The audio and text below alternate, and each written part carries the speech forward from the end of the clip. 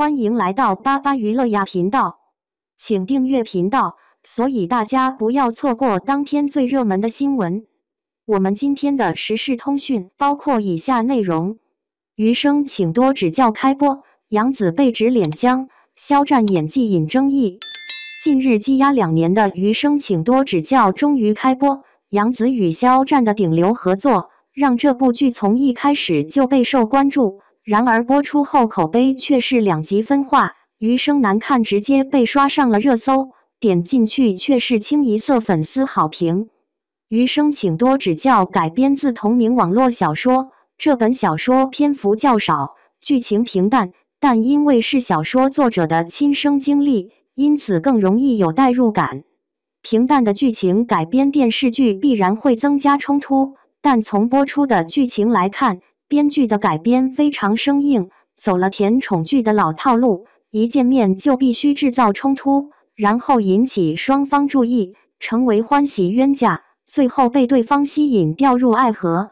不管何时何地，两人就有那么多的巧合，酒吧相遇是巧合，医院无数次斗嘴是巧合，就连男二女二的感情线也成为男女主相见的巧合。男女主人设一个是高冷医生，一个是青春少女，在剧情套路狗血的情况下，男女主撞出火花， CP 感十足，也能让人看得投入其中。但关键这2位主演明显都是心不在焉，毫无 CP 感。余生请多指教开机日期是2025年9月26日，杀青是2025年9月26日，不到3个月时间拍摄的甜宠剧，虽然只有29集，但当时处于大火的男女主在这剧中明显都是急于求成。肖战拍摄《余生请多指教》时，正处于《陈情令》大火，杨紫刚播完的《亲爱的热爱的》也是大爆的甜宠剧，两人官宣合作《余生请多指教》时，都处于红到发紫非常忙碌的状态。《余生请多指教》中，肖战整体的状态非常劳累，眼睛随时都是疲惫泛红的模样，演技不管是微动作还是整体高冷人设，都充斥一种端着的感觉，台词更是被杨紫吊打，重低音不分，没有情绪感染力。毕竟是大火后的第一部剧，在剧里的演技还不如《王牌战队》。肖战在拍摄这部剧的同时，还在录制综艺《我们的歌》第1季，这档综艺播出时间是在2025年9月份。录制应该是在9月底或者9月初，完结时间是2025年9月，也就是说，肖战进组拍摄《余生请多指教》时，也就1个多月没有录制综艺，后续在拍摄期间还要苦练歌喉。杨紫没有参加综艺，但是当时她的电影《沉默的证人》以及综艺《中餐厅》第3季都正在热映，也会积极的配合宣传。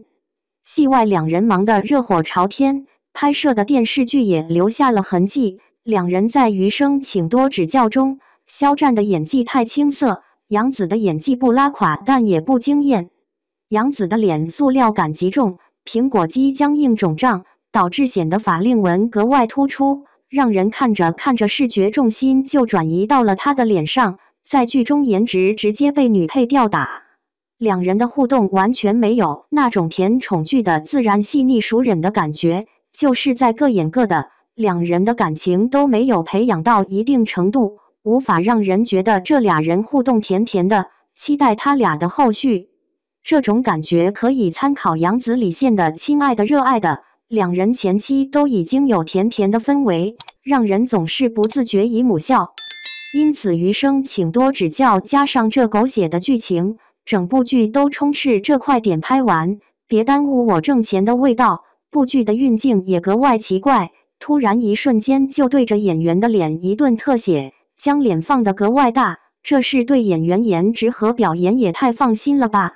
但你说这部剧没有优点，难看倒也不至于，至少人设看着还行。虽然女主前期人设有点闹心，来衬托男主的人格魅力，但毕竟是自己的父亲，听说一些谣言而不带脑子的排斥，也是编剧为了制造戏剧冲突，不带脑子打发时间看看还行，后续进展也许会好一点。沉寂积压2年的电视剧《余生，请多指教》终于在万众期待中上线。杨紫、肖战这对顶流演员的组合，从官宣之日起就自带流量和话题度。无论是粉丝还是吃瓜群众，都曾认为这部剧必然会成为爆款。然而现实往往比想象更复杂，开播后口碑并未一边倒，反而呈现出明显的两极化。余生难看一度冲上热搜，点进去却发现评论区大部分是粉丝的力挺与吹捧，而路人观众则表达了强烈的不满与失望。原著平淡，改编套路化。余生请多指教改编自柏林石江的同名小说，原著篇幅不长，故事走的是真实温情路线，来源于作者的亲身经历，因此虽平淡，却有一定代入感。但小说的文字魅力和读者的主观情感，并不能直接转化为影视作品的吸引力。为了满足剧集化的需求，编剧势必要增加冲突和矛盾。然而从开播后的剧情来看，改编显得相当生硬，基本是甜宠剧的老套桥段，初见必有误会，矛盾激发注意，进而互相吸引，最后坠入爱河。酒吧邂逅是巧合，医院争执是巧合，就连男女2号的支线剧情也不断为男女主制造偶遇的机会。观众很容易产生审美疲劳，觉得剧情狗血又套路，缺乏新意。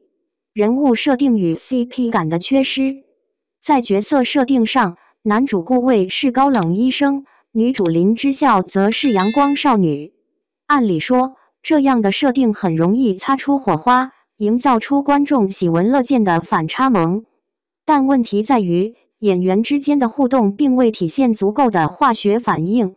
杨紫与李现合作《亲爱的热爱的》时，前期氛围已经能让人感受到甜蜜，观众很容易以母笑。而在余生请多指教中，杨紫与肖战的互动更像是各演各的，缺乏自然的亲密感。台词交流、生气撒娇、对视心动，本该是甜宠剧的核心看点，却因为表演不到位，让观众觉得不够投入。肖战演技青涩，杨紫状态受质疑，演员表现是这部剧引发争议的主要原因。首先是肖战，作为《陈情令》大火后的第一部作品《余生，请多指教》承载着外界对他的高度期待，但从播出效果来看，肖战的状态明显不佳。拍摄期间，他同时还要参加综艺《我们的歌》，日程紧张，加上《陈情令》之后高强度的曝光和工作，导致他在剧中显得疲惫，眼神时常无神，甚至泛红。人物的高冷气质没有诠释到位，反而透出一股端着的感觉。台词表现更是短板，音调偏低沉，却缺乏情绪层次，感染力不足，被不少观众评价为念稿子。整体来看，演技表现比《王牌部队》时期还要稚嫩。再来看杨紫，她一直被认为是国民闺女成长起来的实力小花，演技在同龄演员中属于佼佼者。但这次她在剧中的状态并不理想。最受争议的是脸部状态，苹果肌过于僵硬，法令纹突出，显得整张脸有些塑料感，在高清镜头下尤其明显。再加上导演频繁使用近景特写，直接放大了缺陷。虽然他的表演依旧稳定，但却不再有惊艳感，甚至在颜值上被女配角抢去风头。制作粗糙，运镜奇怪。除了演员和剧情，制作层面的粗糙也让人出戏。镜头语言缺乏艺术感，常常突然对脸大特写，把演员的面部放到整个屏幕，既考验颜值，也挑战演技。但显然，主演的状态并不足以撑起这种拍摄方式。更糟糕的是，剧情节奏显得仓促，整体氛围透出一种赶工感，仿佛拍摄的目标不是打磨一部精品剧，而是快点拍完，别耽误挣钱。这与该剧的拍摄周期有关。余生请多指教开机到杀青不到3个月，29集体量在如此短的周期内完成，本就难以保证足够的精细度。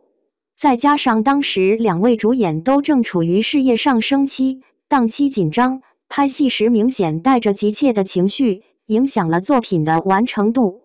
为何依旧有观众力挺？虽然吐槽声不断，但这部剧仍有大批观众支持。原因有三：高冷医生与少女的设定依旧是甜宠剧的黄金组合，即便剧情老套，但观众对这种模式已经形成了固定接受度，能带来轻松的观剧体验。杨紫和肖战本身就是顶流演员，粉丝数量庞大，只要两人同框，哪怕互动不够自然，也足以撑起大量话题和热度。部分观众选择滤镜式追剧，带着对演员的喜爱去观看，自然更容易找到感动和共鸣。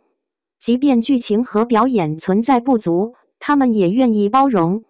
因此，余生请多指教并非彻底的烂剧，但它的质量和期待值之间存在明显落差，